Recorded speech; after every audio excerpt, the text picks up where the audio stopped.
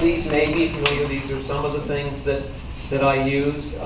One, of course, is I believe it's a classic, probably locally, Cradle of the Trotter, right? About the about racing trotting horses in Goshen, and Blood on the Moon, which is, in my view, the best book ever written on the assassination of Abraham Lincoln.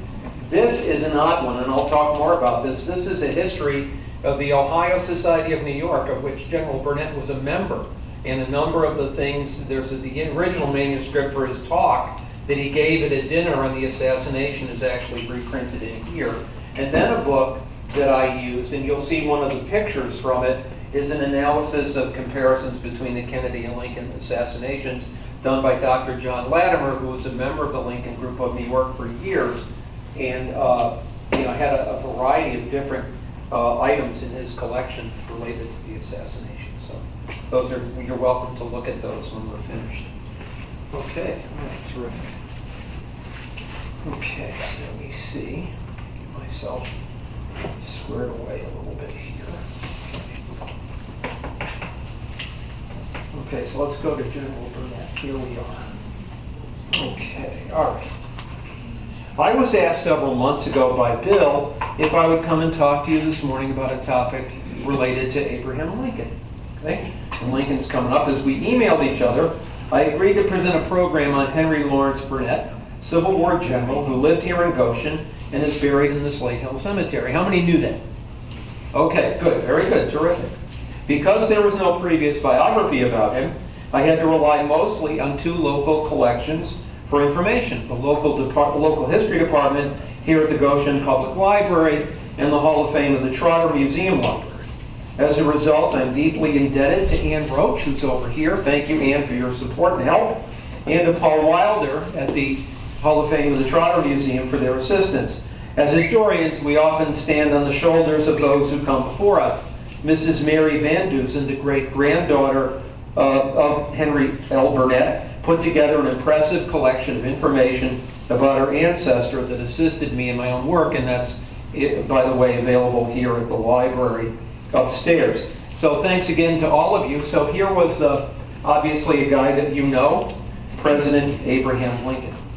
So let's get into the topic and talk about General Burnett. Just back it up a little bit. This is the Civil War photograph. He was born on December 26, 1838 in Youngstown, Ohio. His ancestors came from a very distinguished family. Oh, not Lincoln? Lincoln's not him. This is William Burnett, who served the British Crown as governor of New York and New Jersey and Massachusetts and New Hampshire in the early 1720s. His grandfather, Samuel Burnett from Morristown, New Jersey, was a prominent financial supporter of the American Revolution who sacrificed his fortune for the cause. The extended family of Henry L. Burnett includes Burnett's that served as a New Jersey delegate to the Continental Congress, that was William Burnett, Vice President of the Republic of Texas, David G. Burnett, Confederate Congressman from Kentucky, Henry Clay Burnett, how odd, Henry Clay, right? And U.S. General during the Mexican War, Benjamin Burnett. Because of his grandfather's depleted finances, the family chose to move to Ohio following the American Revolution. The state of Ohio was admitted to the Union in 1803 and had been created out of the previously organized Northwest Territories in 1787. The rugged nature of new life in the West greatly impacted the Burnett family. H.L. Burnett's father, also named Henry, grew up a farmer. He dedicated himself to manual labor without the advantages of an advanced education. Like Abraham Lincoln himself, the son did not wish to follow the path set in motion by his father. And also, like Lincoln, H.L. Burnett favored a career in the law. So at age 15, Henry L. left his home to strike out on his own with a bundle of clothes, $46, and 2 books, Thaddeus of Warsaw, and I guess Tadeusz, as my wife would probably remind me, and Lady of Lyons, and or Lyon, I'm guessing, don't know either one of those books. The young Burnett walked 100 miles so that he could attend Chester Academy in Meigs County, Ohio. At the time he enrolled, James A. Garfield was also a student there. And let's go to Garfield. There's President Garfield now. To pay for his tuition, he earned money ringing bells, building fires, and doing odd jobs. Following his experience at Chester Academy, he moved on to Hiram Institute, a prep school, now it's Hiram University, where Garfield served as his tutor. Garfield graduated from Hiram and then enrolled at Williams College in Massachusetts, which is close to where I grew up. Upon his graduation from there, Garfield returned to Hiram and became its principal. Seeking a professional rather than a business career, Henry L. Burnett pursued a law degree at the Ohio State and National Law School, which he completed in 1859. Burnett was admitted to the bar in 1860 and established a legal practice in Warren, Ohio, which is close to Youngstown where he was born, when the Civil War broke out. As the state of Ohio called for volunteers to serve the Union cause, Burnett offered his assistance. In a previous meeting of such like-minded men, he was such an outspoken advocate for the Union that when he was challenged with, "Why don't you enlist?" his immediate response was, "I will." Henry Burnett was mustered into Company C of the 2nd Ohio Cavalry from Warren, Ohio. When a dispute arose among the men over receiving receipts rather than cash for their horses, many refused to enlist. Burnett challenged them and urged them to serve the Union regardless of the circumstance. Upon his urging, the men followed suit, whereupon he was elected captain at the age of 23. Ohio Company C was pressed into service. It was ordered, when it was pressed into service, it was ordered to go to Missouri along with the rest of the 2nd Cavalry under the command of Colonel Charles Doubleday, where it took an active role in the battles of Carthage, Missouri, and Fort Wayne, Oklahoma. Following these two conflicts, the 2nd Cavalry went out on an expedition to Arkansas and Indian Territory, that's now currently Oklahoma. During this campaign, the regiment was under the command of Colonel William Weir, who had abandoned his men at Fort Gibson, Arkansas. And if you see the map here, you'll see that Fort Gibson is really today on the eastern border of Arkansas or Oklahoma, but at that time it was considered Arkansas Territory, so a little boundary issue there. And that's the fort today. That's Fort Gibson. Okay? Fort Gibson was created along the eastern edge of Cherokee settlement following the Trail of Tears, 1831 to 1850. It served as Union headquarters in Indian Territory throughout the Civil War. As Weir's men suffered from a lack of food and water, a council of colonels of the regiment was held to place Weir under arrest. Now, Major Burnett prepared the necessary documents, being a lawyer, placed the colonel under arrest, and prepared to head north to Fort Leavenworth to notify the general in charge, James Blunt, of the action taken. Unfortunately, Colonel Weir was released from custody and followed Burnett's 200-mile path to Leavenworth. Burnett arrived just a few minutes before Weir got there and presented his case to General Blunt, saving him and his men from being charged with mutiny. In 1863, Burnett suffered a serious injury when he was trampled by a horse. Having served that year with General Ambrose Burnside as part of his Knoxville, Tennessee campaign, Burnett rose to the rank of Brigadier General. While in that position, General Burnside relieved Captain J.M. Cutts in his role as judge advocate and ordered him to be court-martialed. Okay? This is one of the funniest things I saw doing this work. Cutts was court-martialed for, quote, looking at a woman undressing in a hotel, and was to be dismissed from the service. Burnett was prosecuted Cutts and was then promoted to become judge advocate for the Department of Ohio. Note, Cutts, seeking to regain his reputation after President Lincoln reprimanded him for his conduct while sending him back to his unit, distinguished himself in battle at the Wilderness, Spotsylvania Courthouse in Petersburg, and was given a triple Medal of Honor. So, little indiscretion went a long way, I guess, but anyway, luckily that happened for him. In his new role as judge advocate, his duties increased when the jurisdiction expanded to what was then known as the Northern Department.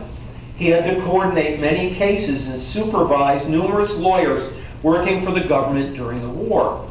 He traveled frequently throughout the Midwest because many of his cases actually originated there, and many of the Union's military prisons were located there. In September of 1864, H.L. Burnett traveled to Indiana to try the case of the Knights of the Golden Circle, whose members favored a golden circle of territories in the Western Hemisphere where slavery would be legal.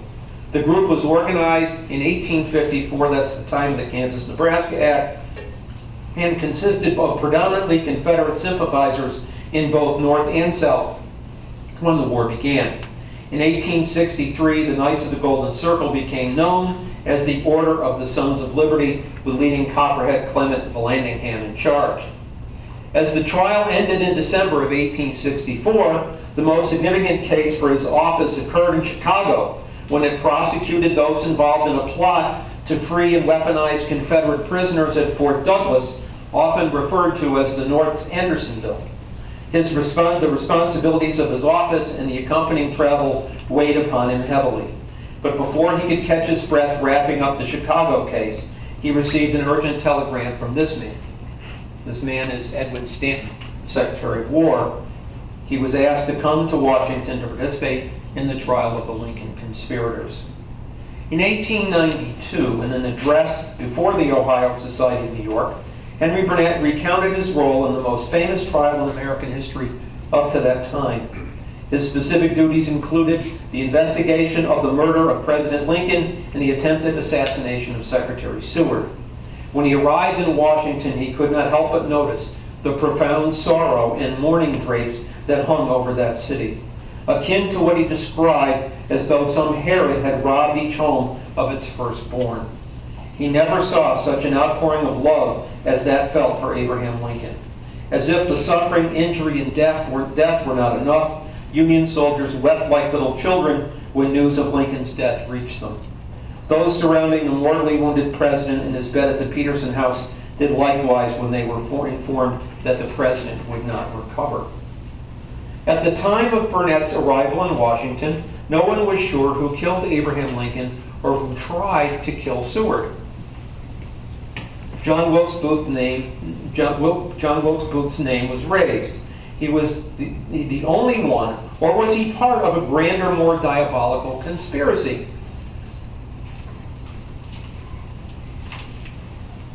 Security around Lincoln's closest associates increased as Booth's actions at Ford's Theater were repeated by those present. All at once, it appeared that the promise of the nation was broken, as the greatest man of his time, in the shadow of America's greatest victory, was now gone. According to Burnett, Booth died a dog's death, no offense, Andy, that's my dog, in a barn in Virginia, and Lincoln's wife was now given to a life of melancholy and madness. Burnett then recounted the attack on Secretary of State Seward in his home by Booth associate Lewis Powell, also known as Lewis Payne. He's like a kid, by the way. He's like, I think he was 16 years old. He's like 6'2", 6'3". He's got a long, really long knife, by the way. And so what happened is that Payne, pretending to deliver medicine to Mr. Seward at his home in Washington, Seward had been injured in a carriage ride, was confronted by Seward's son Frederick, whom Payne hit with a pistol before attacking the secretary with a long knife and making several severe stab wounds about his face and neck. As he retreated and headed out of the Seward home, Payne screamed, "I am mad! I am mad!" Both Seward and his son recovered from their wounds. The verification of Booth's identity of the assassin as the assassin of Abraham Lincoln came when evidence arrived in the War Department on April 25th. Let's see, that would be 9 days later, 1865. After Booth shot Lincoln, he jumped from the president's box to the balcony to the stage and then hobbled out of the theater. It was discovered that the assassin had injured his leg in the fall and sought the help of Dr. Samuel Mudd, by the way, who we know was a Confederate sympathizer in southern Maryland. Mudd's home was in Bryantown. The boot, which Booth had removed from his bad leg, was picked up by federal authorities and then sent to the War Department in Washington, where General Burnett had a U.S. Marshal take the boot to New York, where the manufacturer or the maker of the boot confirmed it was made for Booth. Inside the boot were both the names of the manufacturer and the name J. Wilkes. During the early days of the investigation, Secretary Stanton was obviously on edge. He needed answers to many questions involving the alleged conspiracy. At one point, he ordered Burnett to interview and then let go two of the boarders at Mary Surratt's boarding house in Washington, Lewis Whiteman and John T. Hallahan. Later that evening, Stanton ordered Burnett to report to his office immediately as he thought that they might be fellow conspirators of Mrs. Surratt. Burnett was beside himself, as he thought that Stanton's criticism of his action was unfair. Eventually, the two suspects were located in Washington and placed under guard. The following day, General Burnett went to Stanton's office to tender his resignation for not even being allowed to defend himself. Stanton apologized to Burnett for reacting too quickly and requested that he stay and finish the job he started. So the government creates the military commission. Here's Henry Lawrence Burnett. There are 12 people assigned to do this, perform this function in case, and they didn't put this in, but the reason why it's a military commission, the war was still considered to be active even though Lee had surrendered, so military law was in place still technically. That's why later on when the war is over and John Surratt is prosecuted, it's a civil, not a military trial. The military commission was created by the U.S. government with the approval of President Andrew Johnson and Attorney General James Speed, and was so established on May 6, 1865. Its stated purpose was to try the conspirators for the assassination of Lincoln and the attempted assassination of Seward. 10 were selected as the detail of the court, and Brigadier General Joseph Holt was appointed the leading judge advocate, with John A. Bingham and Henry L. Burnett assigned as assistants or special judge advocates for the duration of the trial. And then so here we see Burnett's picture down below, and then Burnett above. And he's pictured, Joseph Holt is the man on the left, then General Robert Foster is the second, then Burnett, and the third man is Colonel C.R. Clendenin. The trial lasted 2 months, and guilty verdicts were returned against Mary Surratt, Louis Payne, George Atzerodt, Michael O'Laughlin, Samuel Arnold, David Harold, Edmund Spangler, and Dr. Samuel Mudd. And so here is a photograph of those conspirators. Here's, obviously you can see them here. We have Mary Surratt, Spangler, John Surratt, who actually escaped. We'll talk about that. Michael O'Laughlin, that's Samuel Arnold there. George Atzerodt, Davy Harold, who was with Booth when he was caught in the barn in Virginia, right, and then Payne is in the upper right-hand corner and Booth in the upper left.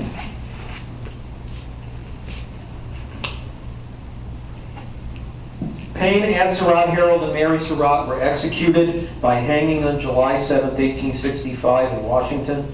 Arnold, who told Booth that his original plan to kidnap Lincoln was impractical and took no further role in the plot, was sentenced to life at Fort Jefferson regardless. And Fort Jefferson, by the way, is in Florida. It's in the Keys. Anybody ever been to Fort Jefferson? It's on my bucket list, by the way. Right, you have to take a plane or a boat to get there. Go to Key West and then take a boat or a plane. Anyway, Mudd received a life sentence at hard labor until a yellow fever epidemic broke out at the fort. Because he assisted in bringing the epidemic under control, President Johnson pardoned him in 1869. O'Laughlin, who admitted to the kidnap plot but probably didn't play a part in Lincoln's death, also received a life sentence. He died in prison of yellow fever in 1867. Spangler, the stagehand at Ford's Theater, who held Booth's horse, got 6 years in prison. John Surratt, the son of Mary, who was in the lower right-hand corner, let me just bring the conspirators back to the stage here. John Surratt, the son of Mary, who worked as a Confederate spy in the United States and Canada and introduced Booth to Harold, Atzerodt, and Payne, escaped capture, but he was discovered in Italy and sent back to the United States for trial in 1867. A civilian court acquitted him.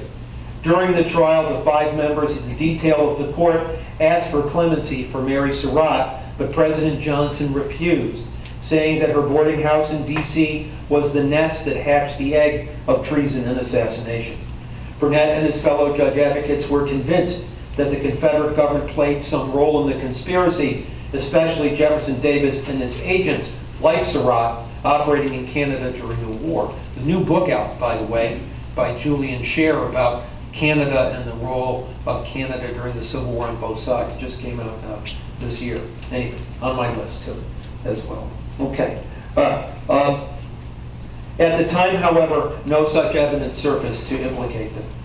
In his 1892 address that year, General Burnett made other observations about the trial and its aftermath.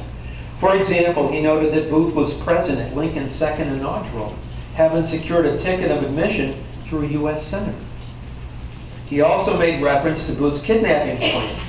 Booth had planned to kidnap Lincoln while he stayed at the Soldiers' Home, which is on a bluff in Washington, where it was often cooler than it was down in the swamp near the Capitol, where the president often spent the summer months. He added that this failed attempt appears to have been the impetus for Surratt's desire to leave the area and escape the country. Once the kidnapping plan fell apart, he decided to take off.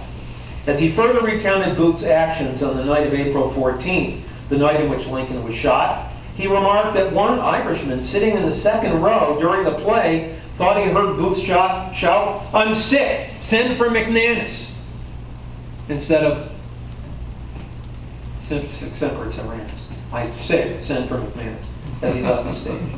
Upon his arrival at Lloyd's Tavern, formerly Surratt's Tavern in Maryland, 30 miles south of D.C., Booth picked up a bottle of whiskey, but refused one of two rifles left there for him by Mary Surratt. After Mudd repaired Booth's leg, the doctor was eager to get Booth and Harold out of the home, now realizing once the news had spread that Booth had killed Lincoln. As Union patrols combed the area for the conspirators, Booth and Harold shot their horses and hid out in the swamps. Thomas Jones, a local trader, acquired a boat for the two men so that they could cross the river and enter Virginia. Expecting to be treated as a hero for killing Lincoln, Booth was disappointed to learn that few were willing to help. He was able to procure help from 3 Confederate soldiers and obtain lodging in the barn of Richard Garrett's farm in Port Royal. Booth was cornered in the barn by members of the 16th New York Cavalry. Soon after the barn was torched to smoke Booth out, Booth's image through the flames was seen by Sergeant Boston Corbett, who fired his rifle and hit Booth on the back of his head, very nearly the same spot where his own ball had struck the president. Booth died at Garrett's farm, but not before claiming that he died for his country. His body was taken to Washington and then on to Baltimore, where it was buried in an unknown and unmarked grave. In remarking about the trial itself, Burnett emphasized the notoriety that both the conspirators and assassins received in the press. Lincoln was now the public's martyred president. It demanded to know the details of the conspiracy and how far it went. People wanted to read the testimony of both the accused and their witnesses to find out who was truly responsible for this most tragic event. Passions of the moment were felt on both sides. Burnett said that Southern sympathizers criticized the judges, the court, the Union military leaders. Those garnering the most attention were those concerned with the hanging of Mary Surratt. She was the first woman executed for violating federal law. Critics referred to her as being shackled in court, despite the fact that this was not true. General Winfield Scott, later a Democratic candidate for president and Civil War veteran, was demonized for obeying President Johnson's order that condemned Surratt to death. General Burnett was so outraged by his assault on Hancock's character that despite being a Republican, Burnett, he spoke out in Hancock's defense. General Hancock later expressed deep gratitude for Burnett's efforts on his behalf. Burnett reminded his audience that evening in 1892 that even though Mary Surratt was a woman, she was complicit in the assassination of Lincoln and the knife attack on Henry Seward. Mrs. Surratt made sure that Lloyd kept 2 rifles on hand at the tavern in the event that Booth needed them. Just before Payne's arrest at the tavern, she denied even knowing him. In the final analysis, Burnett believed that Mary Surratt had a direct and vital role in these 2 events and deserved her punishment. Now, this picture is one of the few pictures known to exist that features William Henry Seward with the aftermath of the stabbing. You can see, by the way, that his jaw, the scars on his face and neck are still visible. Okay? And that's a picture that John Latimer put in his book on the assassination of Kennedy and Lincoln, and not a picture that most people have ever seen, as far as I know, anyway. Another officer of the U.S. government also came under criticism for handling Surratt's case. Joseph Holt, chief advocate and Burnett's partner in the matter, received intense criticism from the press in regard to a recommendation for mercy for her. As noted earlier, 5 members of the court appealed to the president for such through Holt's office. Johnson claimed he never received such a request, implying that Holt never sent it. Burnett believed that Johnson's claim was absolutely false. With Lincoln's passing, his importance and place in history only grew. Burnett met Lincoln personally only 2 or 3 times, but Lincoln's significance as the greatest figure of the century, and reflective of his leadership, his honesty, his love of truth, and his tenderness and kindliness of heart. His gifts of speech and respect for all people shines through in Burnett's praise of him. Most gloriously, he cited a reference from Lincoln's now famous Bixby letter, as read in the film Saving Private Ryan. How many have heard George Marshall reading the Bixby letter to a mother, right from the movie Saving Private Ryan? He reprinted that here for having sacrificed 5 of her sons to the Union cause. It's just beautiful, beautifully written. I feel how weak and fruitless must be any words of mine which should attempt to beguile you from your grief for a loss so overwhelming. But I cannot refrain from tendering to you the consolation which may be found in the thanks of the Republic that they died to save. I pray that our Heavenly Father may assuage the anguish of your bereavement and leave you only the cherished memory of the loved and the lost, the solemn pride that must be yours to have laid so costly a sacrifice upon the altar of freedom.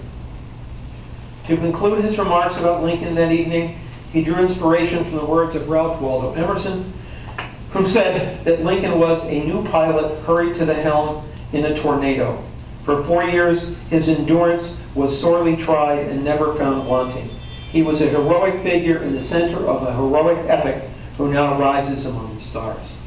General Burnett resigned his commission from the Army in December of 1865, whereupon he relocated to Cincinnati and became a law partner with former Governor of Ohio, J.D. Cox.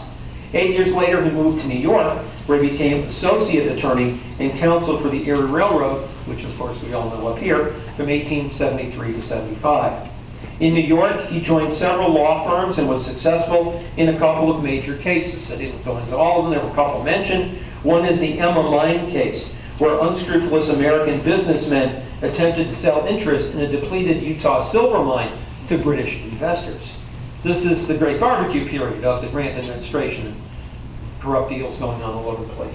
Representing the British businessmen, Burnett assisted in exposing the scam that Congress eventually investigated in 1876.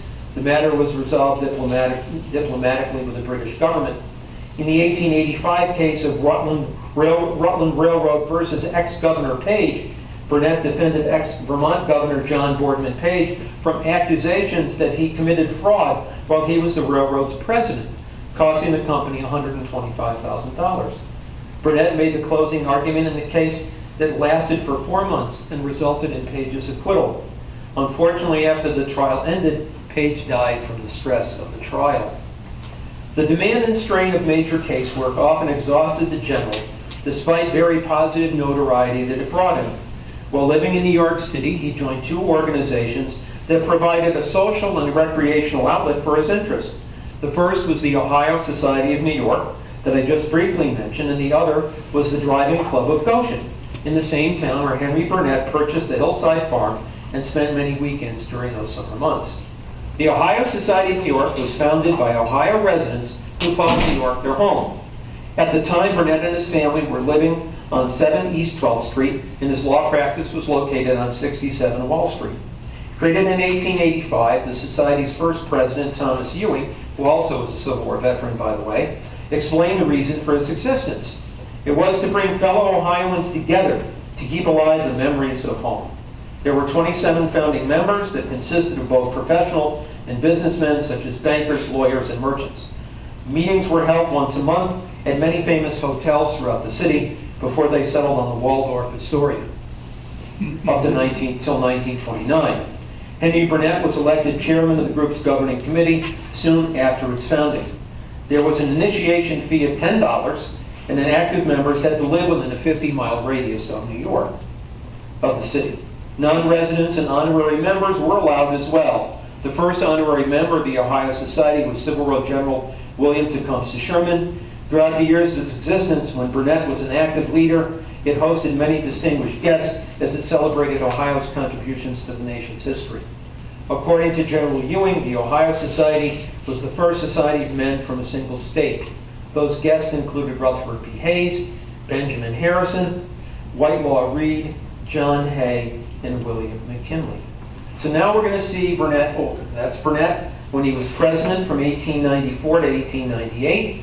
At the time, he had replaced William Strong, a fellow Republican who chose to run for mayor of New York City. So that's Burnett, and here's William Strong, a Republican. After Strong won the election, it was Burnett who delivered the toast to honor his win and dedication to the Ohio Society after the Society's annual banquet on November 30th, 1894. He cited Strong's efforts to clean the Tammany stable and bring good, honest business government for our city. Closing out the evening, Ohio Governor William McKinley gave tribute to Strong's leadership in both the Society and the City of New York. Given the social nature of these dinner meetings, Society President Burnett's role was often ceremonial. In 1896, the year the Society's first president, Ewing, died, there were 332 active members.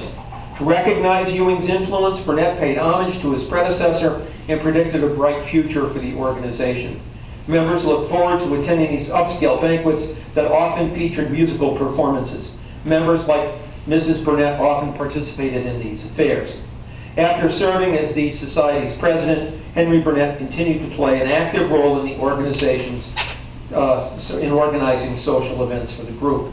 In February of 1899, the Ohio Society celebrated William McKinley's victory in the election of 1896 and the nation's victory in the Spanish-American War. At this celebration, concerns were raised about America's new responsibilities as an imperial power, especially as the world's great example of freedom and right. Perhaps the most eventful banquet ever held by the Society was the one held on March 3rd, 1900, when President McKinley was the guest of honor, and Theodore Roosevelt, his future vice president and then governor of New York, came in as invited guests. So here's McKinley, and there's TR. Despite promising not to address the crowd beforehand, the president relented after some urging upon his arrival in New York. He asserted the need to establish liberty and justice and good government in the new possessions of the United States. Roosevelt didn't reach the hotel until 10 o'clock. His appearance also brought cheers from both the men and wives in attendance when he finally arrived. After such a wondrous celebration in 1900, the meeting held on October 14, 1901, had a completely different and somber tone. Just 6 months into his second term as president, William McKinley was assassinated at the Pan American Exposition in Buffalo, New York, on September 6, 1901. At the meeting in October, the Ohio Society passed 5 resolutions that acknowledged McKinley's unexpected passing and his role as a member and honored guest of the Society, recognized the senseless loss of a true public servant, acknowledged that McKinley, like Christ, will be remembered for their victory over the grave, believed that his life's example will increase service to the nation, and 5, created a committee to discuss the Society's response going forward to after McKinley's death. The committee then selected 7 members to travel to Ohio to attend the president's funeral, one of which was Henry Burnett. So here we see, this is the march of McKinley's entourage, with his body in the carriage there being taken to the Capitol for service.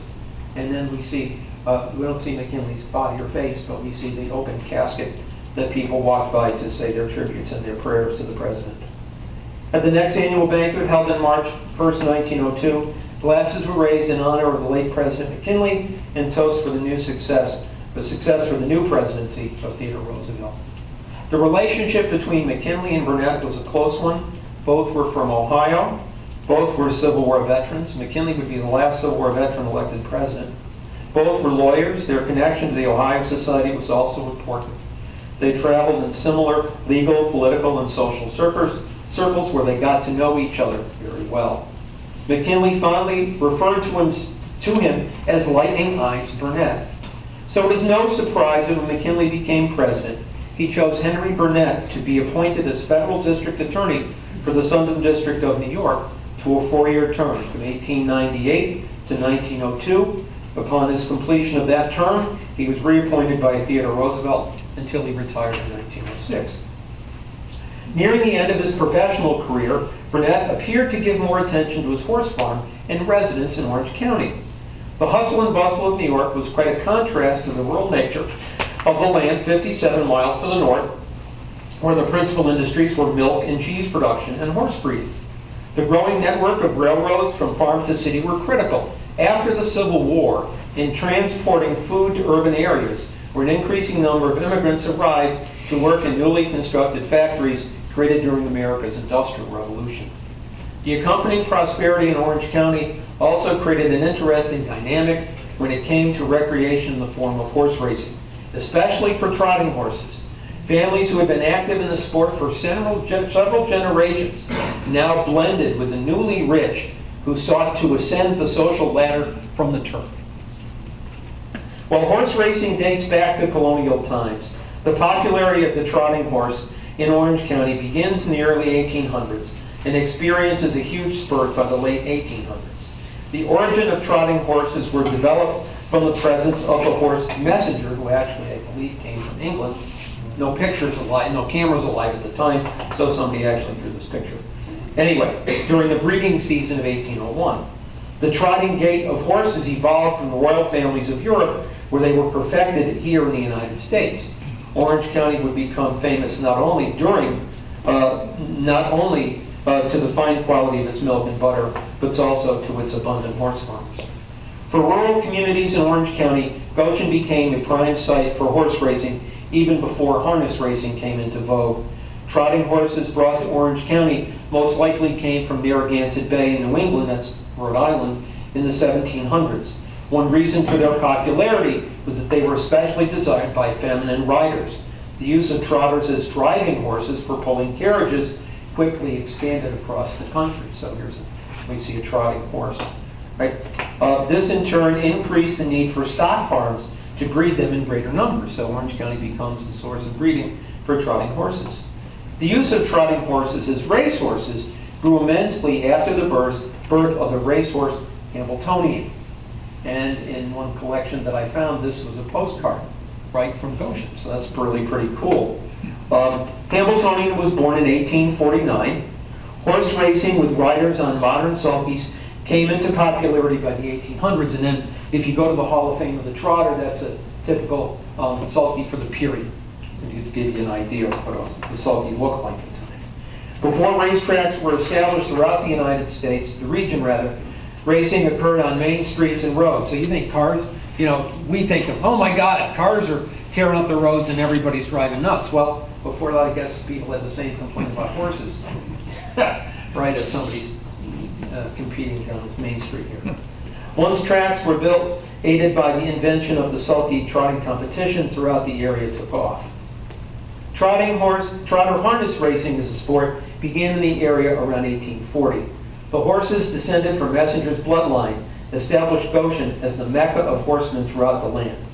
Messenger's line directly led to Hambletonian, owned by Bill Risdick of Chester, and firmly established the greatest of trotting horse bloodlines in the United States. Hambletonian mated, an impressive score here. Hambletonian mated with more than 1,800 mares and got approximately 1,300 foals. You talk about grandchildren.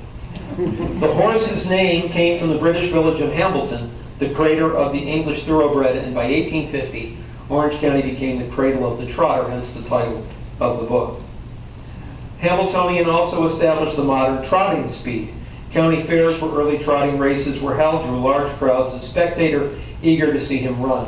When Hambletonian died in 1876, a huge monolith marked his grave in Chester. If you become a famous horse, this is what happens to you. Look at that.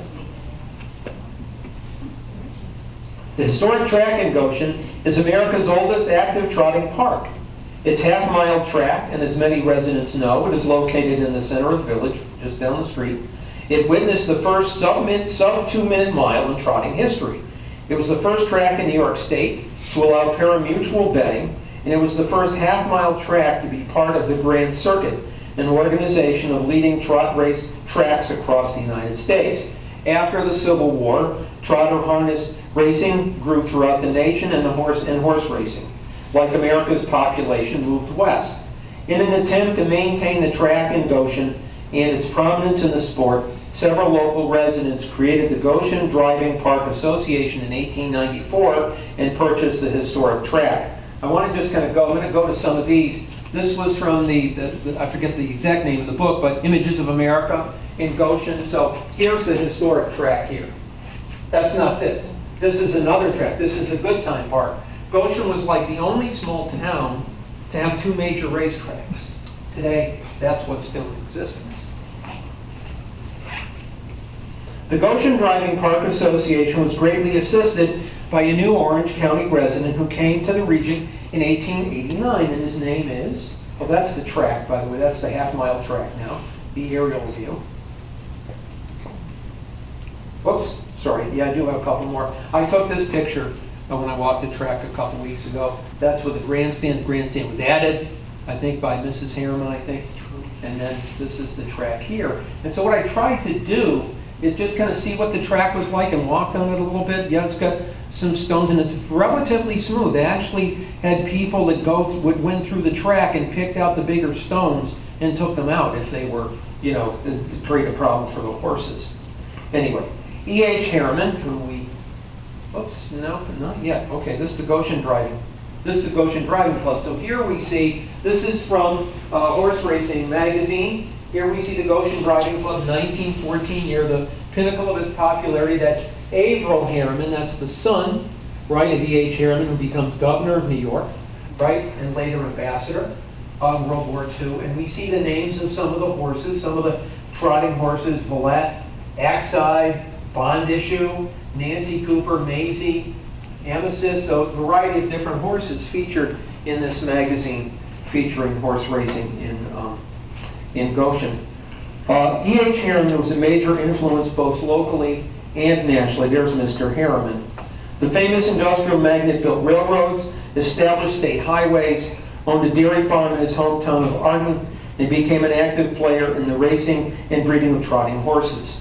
While he could have built another racetrack at another location, he chose to restore and improve the historic track and its immediate surroundings. I think he understood the significance of the history of the Goshen track in American racehorse history and wanted to make sure that it stayed a popular spot. He and his family promoted horse shows as well as races. Harriman bred racehorses on a nearby farm. One of his horses, Gentry, raced against the iron horse of the age, a horse by the name of Dan Patchen. Those of you who've heard of Dan Patches, right? Dan Patches is, again, what's the word side fold, right? At the historic track in 1899. Dan Patchen won the race after 2 heats when the first one resulted in a tie. So boy, talk about another race. Harriman's role in restoring interest in the historic track cannot be overstated. He built the Orange Inn across from the track in Goshen to accommodate more visitors. He ordered special trains from the Erie Railroad to be made available for his friends in Tuxedo Park to come to Goshen. So it is no surprise that soon after Harriman died, the village of Goshen erected a monument dedicated to his memory and his role in shaping horse race history in 1811. So here we see from the Images of America book the dedication of the fountain. Right, everybody know the fountain in Goshen, right? Right near the Soldiers Monument in the center of the village, and then I took a picture of it just so you would recognize it today, of course, and there it is. There it sits. Okay. Let's see. It was during this time that Henry L. Burnett's name appeared in local papers and horse breeding magazines. From information gathered from the Hall of Fame of the Trotter Museum archives, articles and records indicate H. L. Burnett's involvement in breeding horses to race at the historic track at the turn of the century. Sorry, I'm going to back off this a bit. Let's go back to this. Thank you. Whoops, no. Get back. Thank you. Okay, sorry about that. Unfortunately, his country home was the scene of several fires before and after he passed away in 1916. The original dwelling was destroyed by fire, causing the general to rebuild it just before he died. In an eerie similarity, E.H. Harriman passed away in 1909, having only a few months to spend in his new Arden House estate. Another fire destroyed the barn where his horses were kept. Today, the hillside farm rests quietly on Old Chester Road in Goshen, across from the Slate Hill Cemetery. So this is one view of the house This would be down the driveway a little bit. They have signs about no trespassing, then be careful not to violate. That's not correct, sir. No, that's not correct. The house is across the street. It's across the street. This isn't the right house? No, that's the Hamiltonian spot. Oh, I'm sorry. Okay. Yeah, it's the stone house across the street. Stone house across the street. Okay, so thank you. I'll have to. And the only picture of the farm is a postcard of Old Chester Road from Slate Hill Cemetery, and you can see the top of the farm sort of drawn in on the postcard. Okay. But this is the Hamiltonian spot. Oh, nice place anyway. But yeah, thank you. Thank you for telling me. Okay. This is the Westinghouse. I'll have to change that anyway. So this is not the hillside farm. I was mistaken when I did this. Anyway, it consisted of 200 acres with an accompanying horse barn, provided a nice respite from the work and responsibility in Burnett's weekday residence in New York City. Unfortunately, his country home was the scene of several fires after he passed away. The original dwelling was destroyed by fire. The general had to rebuild it. And I mentioned here already, I'm sorry. On November 18, 1915, the New York Times reported that General Burnett had suffered an attack of bronchial pneumonia at his estate in Goshen. In that article, the recent fire at Hillside Farm was mentioned, as well as his supervision of the rebuilding project. He actually traveled in, had to lay flat and traveled not in a traditional coach, but in a car where he could be comfortable. The illness suffered by Burnett caused him to return by train to New York City until his death on January 4th, 1916. When his funeral was held in New York City, many honorable pallbearers were named in the newspaper. Among them were Joseph Choate, U.S. Ambassador to Great Britain, Charles P. Brooke, President of the Ohio Society, General Edwin Stewart, Commander of the Loyal Legion, and W. Abram Harriman, son of E.H. Harriman and future Governor of New York. General Henry Lawrence Burnett's grave is located in the Slate Hill Cemetery in Goshen. Given the prestige of such a man as he, a monument to his memory was erected by the Harrison Granite Company of New York. It consists of large blocks as a foundation, with a larger sculpted one on top bearing the name Burnett. During its installation, one of its workers, William Walsh, was crushed to death after one of the 8-ton blocks turned over. Oh boy. The broad base monument at one point featured a fine bronze plaque with a dedication to the general that had since disappeared. With the assistance of Burnett's family members, Ellis Camp number 124, I'm also going to mention my friend Jeff Albanese, who was also commander and lawyer in Goshen, was very much a part of this whole process as well. The Sons of Union Veterans Department of New York, Ellis Camp 124, found the exact wording originally located on the plaque and raised money to put up a new one alongside the general's grave where it is today. And so here is you can see the stones. These are really large granite stones that were carved. This is carved here, of course, as well. And there's the Burnett stone. That's where the plaque apparently had been. So instead of putting another one on the stone itself, this is where it is.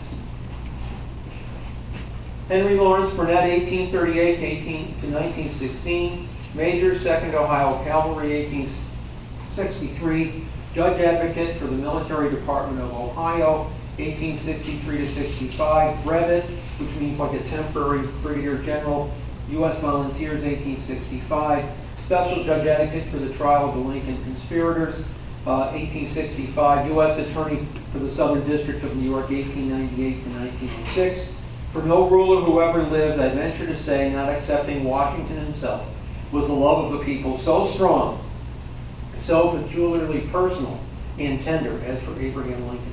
H.L. Burnett, dedicated by Colonel Augustus Van Horn Ellis Camp, 124, Sons of Union Veterans of the Civil War of New York. Colonel Augustus Van Horn Ellis was in charge of the 124th Regiment, and he was killed at the Battle of Gettysburg. As one of the founding members of Ellis Camp 124, and past camp commander and past department commander of the Sons, I was so pleased to take part in the restoration in 2004. I'm also glad that I got to know General Burnett just a little bit better than I did before, even if I got the location of his farm wrong. So thank you very much, and I'll be glad to take any questions.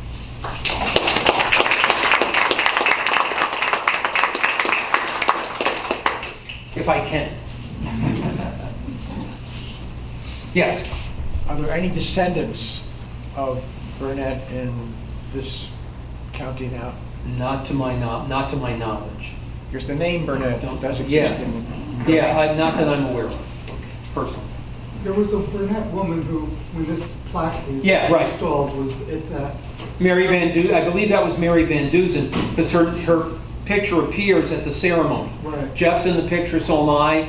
It's been a while, it's been 2004, so. Yeah. But she was there, I know she was there, because she was been working at the library with the support of Ann and others to try to piece together information.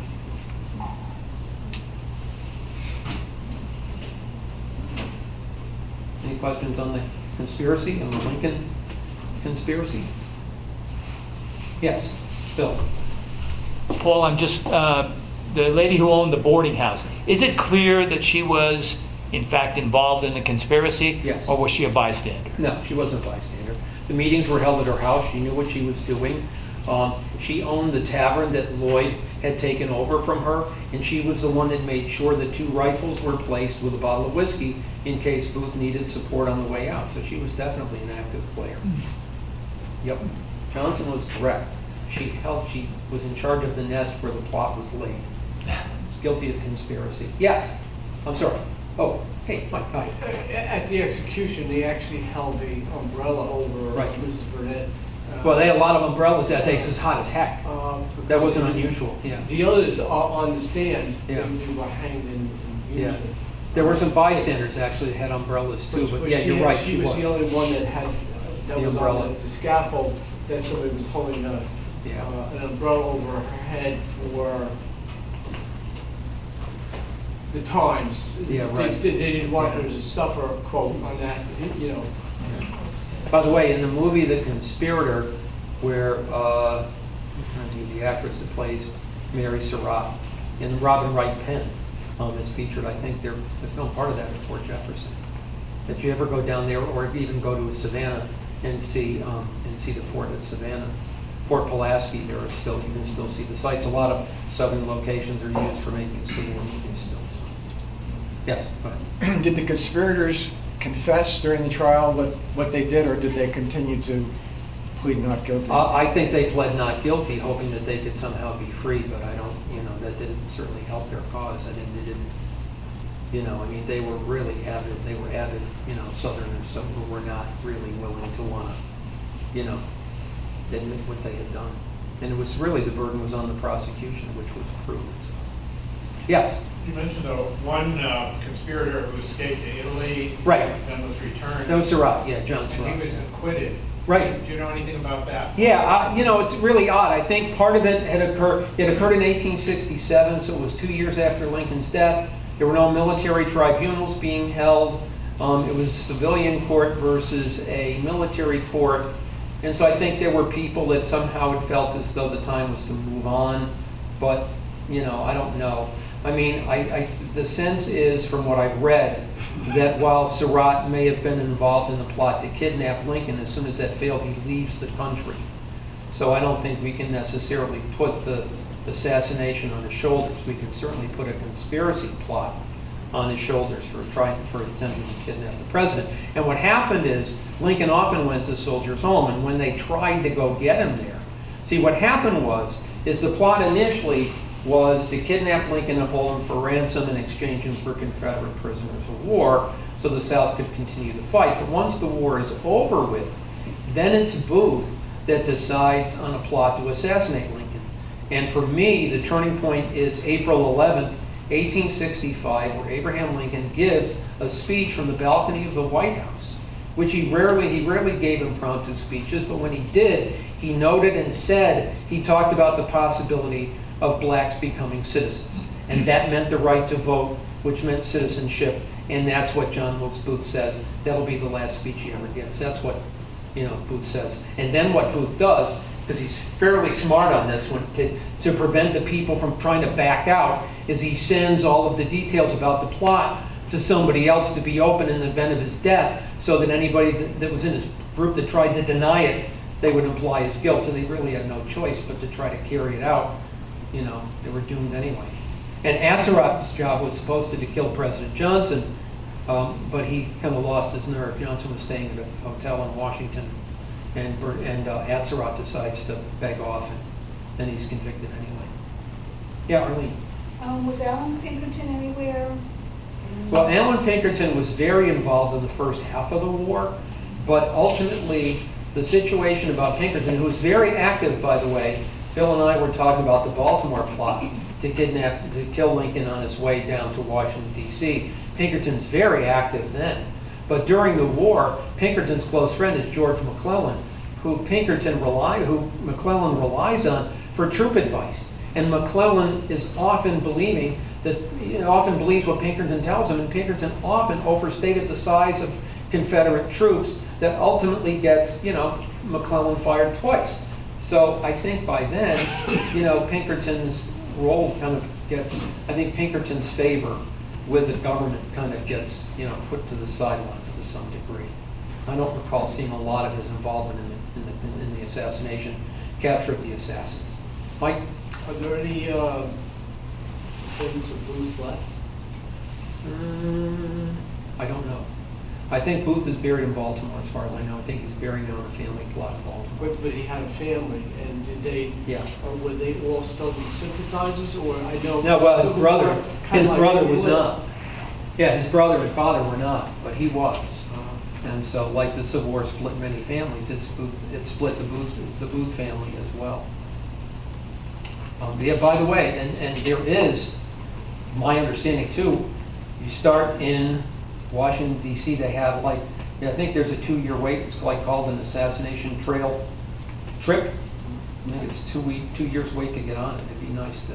I've been to a lot of those different spots. I've been to Surrattsville, where the tavern was, seen the building, haven't gone in it, where Mary's boarding house is. I think it's now another business. It's not. Chinese restaurant. Chinese restaurant. Thank you. Anyway. Yeah, sorry, go ahead. There was some talk at one time I heard that there was a guard guarding Right. it at the time. Right. And somehow or other he conveniently left during that short period of time. Right. And of course that caused assassination. Is there any truth to it? And was that part of the plan, or was that just? Yeah, the guard's name was Parker, and he was part of the Washington, D.C. police force, and he wasn't very conscientious. From what I've read, he either went out to take a break or to go to a bar to get a drink and just left, I mean, the advantage for Booth, kind of like Lee Harvey Oswald, which is spelled out in the Lincoln versus Kennedy book, is that they had both, attempted their assassinations from places where they worked. So nobody thought of their presence as being anything out of the ordinary. So Booth goes to the theater a couple of days before and carves a hole to the door in the president's box so he can see Lincoln sitting there. So, and Lee Harvey Oswald basically is working at the school book depository where Kennedy gets shot. So they had to end the fact, by the way, that the plans were announced in the paper. That Mrs. Lincoln was going to attend with her husband and go see our American cousin. And the problem, of course, for Lincoln is that, Lincoln needed something to kind of, as a result of the war, something to kind of laugh about. But because Mary Lincoln was pretty jealous of anybody that approached her husband, she had annoyed and alienated herself from the Grants, and the Grants were invited, and they said, no, we're going to our place in New Jersey. They have a place in New Jersey. So they ended up inviting Senator Ira Harris and his fiancee, Senator Clara Harris, the fiancee of the officer that was there when Lincoln was shot. And so, Yeah, Bobby Kennedy was also killed by somebody who was at his place of work. yeah, Sir Vincent, the Ambassador Hotel. And who was the football player that attacked him? Rosie Greer, right, from the New York Giants. Okay.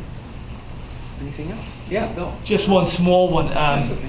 You had mentioned that somebody testified that they had heard Booth in the president's box yell something, and it was Right. garbled. Right. I always thought that the Sixth Emperor Tyrannus was delivered after he jumped on the stage and Right, faced yeah, the- it was after. Oh, okay. Yeah, it was after he fell, right. Okay, yeah. It was after he fell, somebody said. Yeah. I'm sick, it's McManus. I couldn't like, yeah, honey? Yeah, other than horses, what did Burnett like to do in Goshen? This is what I found. I didn't, you know, I think, yeah, I think he just really enjoyed relaxing and resting. Because, I mean, his practice kept him pretty busy.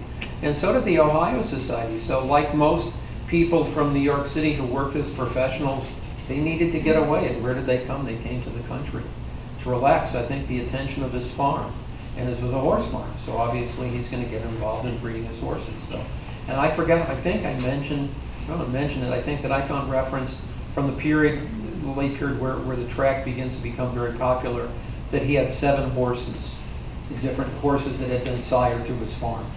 At least, and all of these are linked back to the, you know, the horses of Messenger and Hamiltonian, which, you know, I mean, I'm not a horse racing guy, but my goodness, to go to the track, or go to the museum, these tributes to these horses, beautiful animals. Yeah. You mentioned, or you spoke of, there was another track. Any idea, more information about it? Where was it? What's there now? It's a good time track. Yeah, the Good Time track. I didn't spend a lot of time on that, to be honest with you, because I was really trying to focus on the historic track and Burnett, but you have an idea? Yeah, The Good Time Park was built as a training track with 3 turns, and that's where the Hamiltonian was run, Right. not a historic track.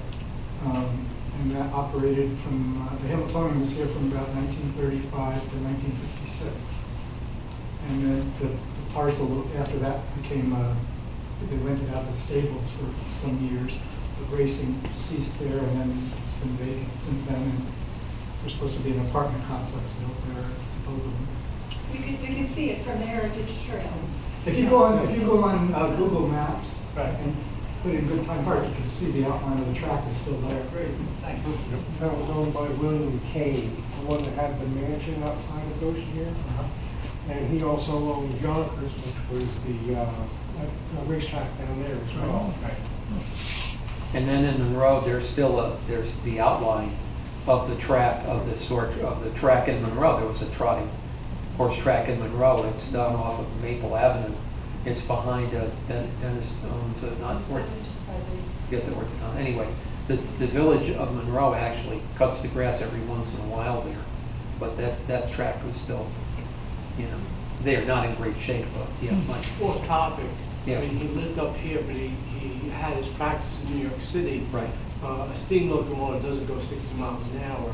Yeah. I was just curious, how long was his commute time? Oh, well, From he here did. to his Oh, practice? back down to the city. That's a good. I think my understanding was it took. I mean, I don't know. I mean, I'm only guessing Yeah. because I'm not really sure. 2-3 6 hours. hours, or so, maybe, you know, long, fairly well. But the thing is that this area becomes popular because of the railroad. I mean, the railroad influences all the towns in the area Yeah. as the Erie comes through. I think when General Henry Hobart Ward was struck by a train, Civil War, General Barry of Monroe was struck by a train coming through Monroe. I think the train was going 55, 60 miles an hour. Wow. So that was later on, that's turn of the century, but, you know, that's why Monroe later built in 1940, built an underpass to avoid that and moved the train station. I'm more familiar with Monroe because I used to live in Monroe. Yeah, go ahead. I think you talked about Mary Todd Lincoln living a life of melancholy after this Sure. event. I know she had, you know, some history of problems and so on and so forth. Absolutely, yeah. But do you have any comments on what happened to her after the assassination? Well, she didn't want to attend. She didn't want to attend the funeral. She didn't want to come out of her house, out of her room. In fact, there were all sorts of. She didn't want to leave the White House. That's how bad it got. And eventually, she would later go out back to Springfield, and it was her son Robert that basically, as an attorney himself, would try to, you know, take care of her. But she got very suspicious of him and always thought that he was trying to undermine her, and it just became a real tragic story. And when you think about the fact that she lost a young son close to birth, not right at birth, but soon after, and that her son Willie dies in 1862 and her husband is killed, no wonder she's in nervous wreck. They think she might have, you know, maybe Arlene Mary comment on this, may have had bipolar disorder. Tough, very difficult situation. Feel very sorry for her. The person you don't want to read on Mary Todd Lincoln is Michael Burlingame, who does a hatchet job on her, kind of blaming her for all of the president's weaknesses and problems. In fact, he said once that Mary's rock, as some historians had mentioned that Lincoln becomes a great president because he's so henpecked by his wife that he wants to go to work and get away from her. You know, but he's enough said on that. I have a lot of sympathy for Mary Todd. And he loved it. He loved her and she loved him. You know, very difficult. Not an easy relationship either way. I think that, I think the movie Lincoln plays that out pretty well. Yep, hey, yes. No, I was just going to mention that, and if anyone wants sort of a fictional account of how Lincoln dealt with his young son's death, George Sanders, Right. who won the MacArthur Award, Yeah. wrote Lincoln in the Bardo, which Yeah. we have copies of in the library. Yeah, George Sanders, when at the Lincoln Forum a couple of years ago, George Sanders read excerpts from his book. It's interesting. I'm trying to think, Catherine Clinton.